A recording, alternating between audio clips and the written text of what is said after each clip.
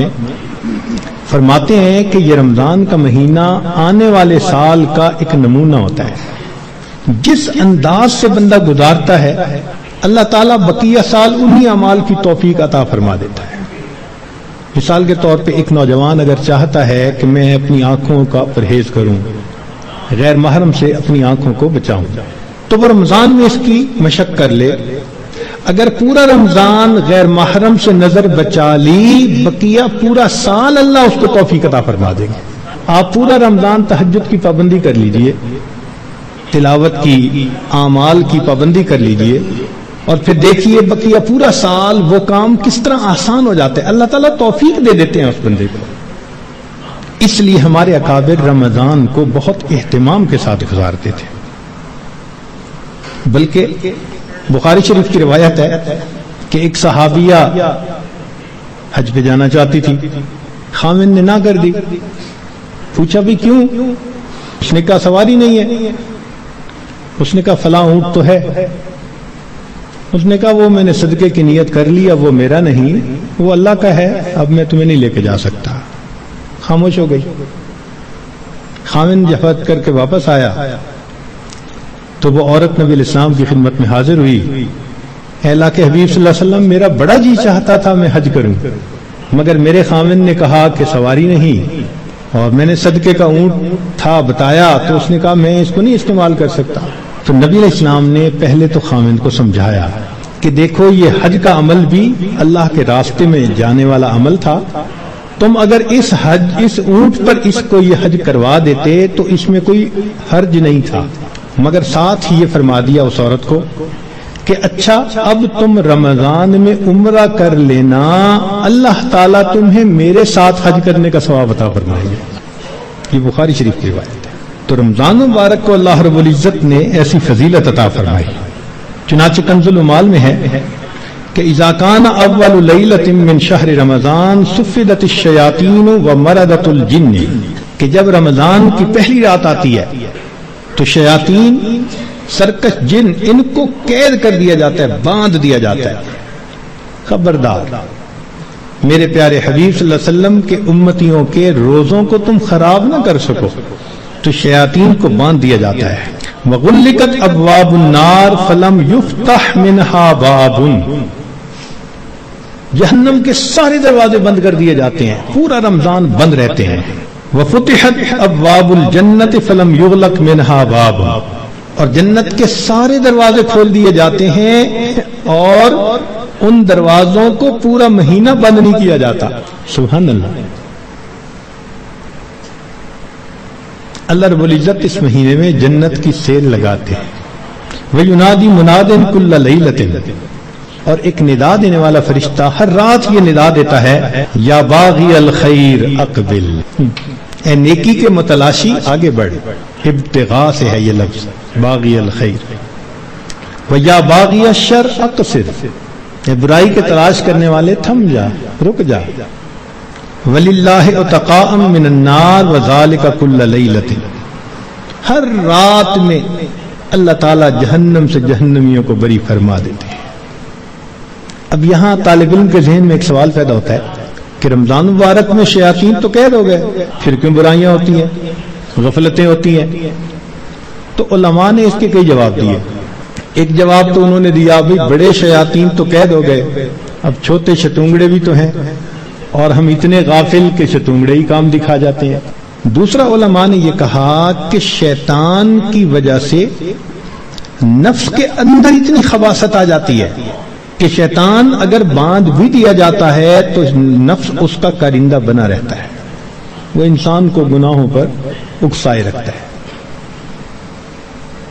یا برے دوست ہوتے ہیں، یار بد، ان کی وجہ سے انسان رمضان میں بھی نیکی پر نہیں آتا.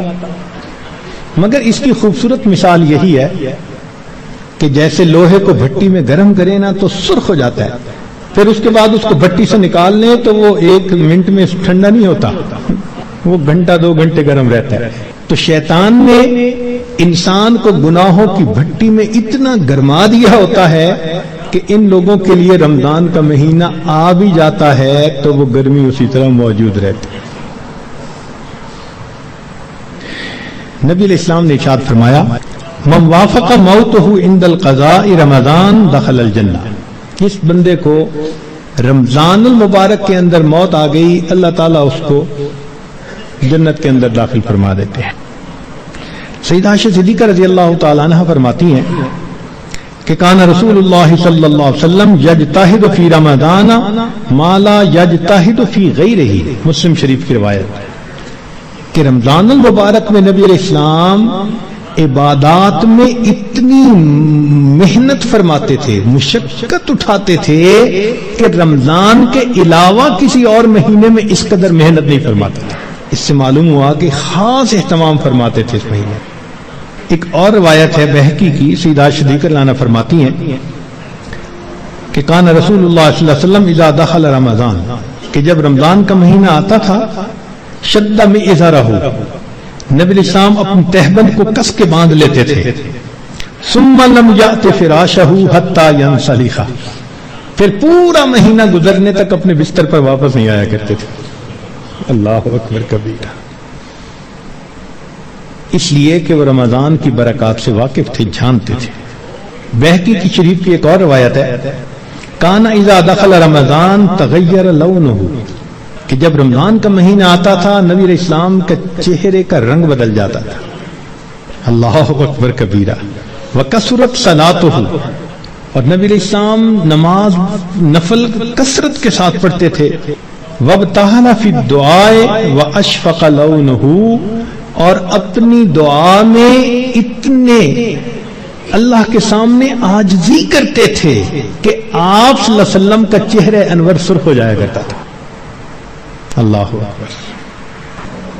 چنانچہ ایک حدیث مبارکہ میں ہے، سلمان فارسی رضی اللہ عنہ اس کی روایت فرماتے ہیں کہ خطبنا رسول اللہ صلی اللہ علیہ وسلم فی آخر یوم من شعبان فقال، نبی علیہ السلام نے فرمایا یا ایھا الناس قد اضلکم شہر عظیم مبارک، اے لوگو تمہارے اوپر ایک بڑا مہینہ برکت والا آ گیا ہے، شہر فیہ لیلۃ خیر من الف شہر، ایسا مہینہ کہ جس میں ایک رات ہے جو 1000 مہینوں کی عبادت سے بھی زیادہ افضل ہے۔ شہر جعل اللہ صیامہ فریضہ، ایک ایسا مہینہ جس کے روزے کو اللہ رب العزت نے فرض فرمایا، وقیام لیلہ تطوعا، اور رات کے قیام کو اللہ نے اپنے قرب کا ذریعہ بنایا۔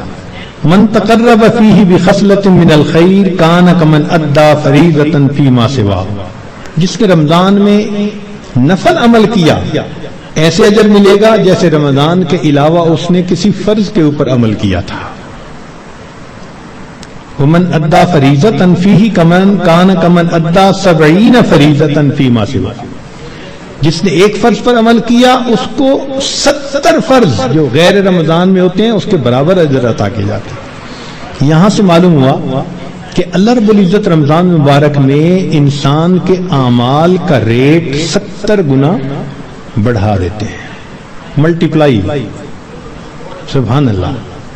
ایک ایک عمل کو دنیا ریٹ انکریز کرتی ہے تو 10% اور 20%، 10واں حصہ 20واں حصہ، اللہ تعالیٰ ریٹ بڑھاتے ہیں تو کیا 70 گنا، 70 سے ضرب دے دی، اس لیے کہ وہ شہنشاہ حقیقی ہے، وہ اپنے بندوں کو اتنا اجر دینا چاہتا ہے کہ ان کے گناہوں کی ظلمتیں ختم ہو جائیں۔